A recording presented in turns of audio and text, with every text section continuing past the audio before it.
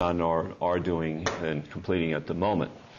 It has several parts to it, a great deal of which becomes highly personal, and I want to explore that, and in part will share with you some of my philosophy and why I have the philosophy that I have. The E exercise was designed to get you to think about ethical decisions in 4 areas. And each of the areas that I chose in designing that exercise are real. They are either experiences that I have had personally or those shared with me by former students. And they're all real events in my judgment. Then there's a section that is called It's Good Business in quotation marks because that's the title of a book upon which I based that section. We will look at that separately because it is a specific argument by a person who is a philosopher and more specifically, he's an ethics professor at the University of Texas in Austin, and also he can be described as a moral philosopher.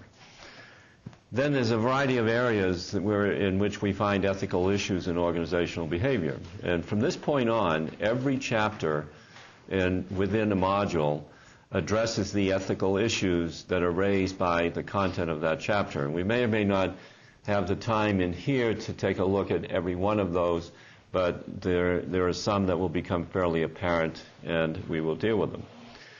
Then there is the whole arena of ethics, which in the subtitle it says the study of moral philosophy.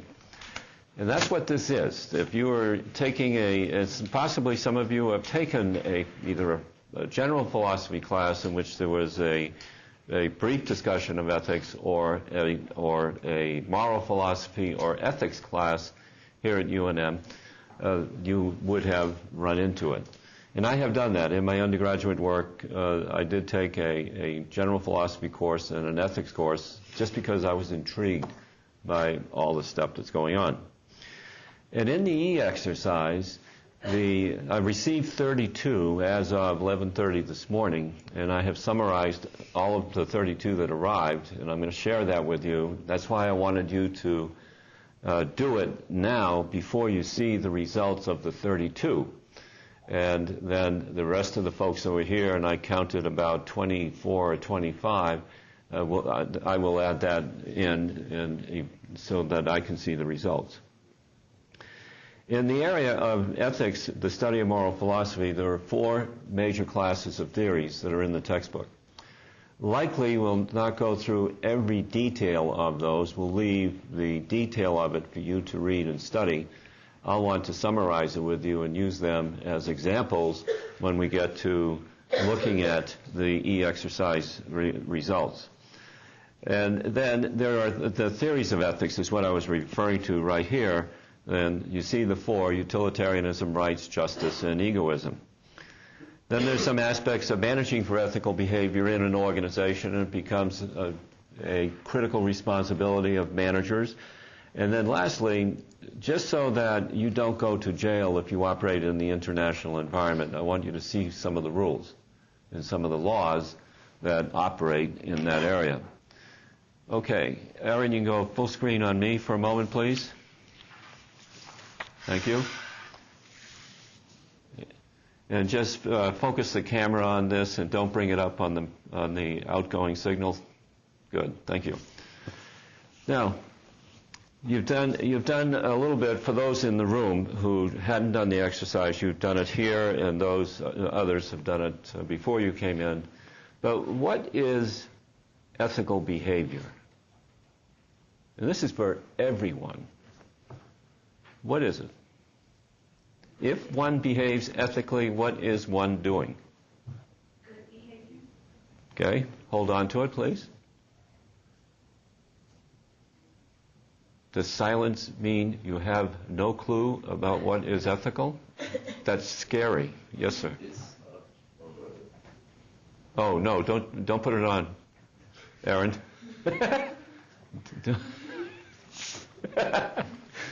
Yeah, come back to me, please. I didn't want that on there yet. I'll cue you.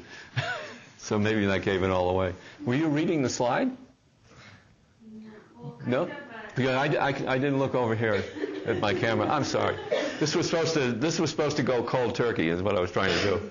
Go ahead. That was ethical for telling me the truth about it. You're darn right. It's superb that he said that, because I have to look over here to my right to see if anything is going out on the signal, and I don't do that constantly. But let's pretend you didn't see it. So what? You, sir, cannot speak. What is ethical behavior? No clue. Yes. Go ahead. Over here. Doing what you think is right. All right. Now, notice how you said that. Doing what you think is right. Okay? Do you feel, sir, that there is an absolute to ethical thinking, so that right is defined clearly for everyone? No. And therefore, ethics is based on what? Say it a little louder, please. What society thinks is right. What society thinks is right, true, and it goes beyond society, because it comes right down to, for example, individual families and what the families define as right and what their children learn as right or wrong. And when I do the E exercise, I absolutely love this exercise, and I designed it several years ago to really get at the personalized basis of ethics that people carry with them. And the answers to the individual questions and the reasonings given are all over the place. And in fact, they had me laughing at several points, because it just, I said at one point, how can you think that way? And I have to be careful with that. I won't say that publicly to you. But I'm just the reaction that I have when I read it. Therefore, we can now go to the slide, and don't write these down. This is actually the material is summarized from page 50, which is the introduction to the chapter. And it's a lengthy introduction, because I wanted to get you, the reader, oriented to how we think about ethical behavior rather quickly. And before going to these details, let me put on, I'm going to switch the stuff on the camera, Aaron, so just stay the way you are, and it should work. Excellent. Boy, he's fast. This is a summary of Gallup opinion polls on honesty and ethics, and it's really a summary of about 30 occupations that were surveyed between 1993 and 2003, and I think the newest one came out last year. I just haven't accessed it yet. And up at the top, in terms of perceiving people as very high or high, and these are percentages along this column of opinions about various occupations. I had to be selective because the diagram would have been unreadable if I put all 30 on it. So I picked out, and at the top, and these were at the top, were dentists and druggists and pharmacists. Now notice, and this is not intended to insult anyone, but if you fall in the category, you may feel that car salespeople are getting a bad rap here. And it's about 5%. It stays about the same across the years. It rose from 1998 on. It rose a bit, and I don't know where it is right now. Notice the position of journalists and business executives. That's less than 30% in the survey considered journalists and business executives as very high or high in ethical behavior. And this isn't their opinion of a batch of people and a good sampling. The Gallup polls do a good job of cross-sectional sampling. So there's some issues here. And there's issues all around us. For example, in my online courses, there's a question of whether in the fully online courses students can share information.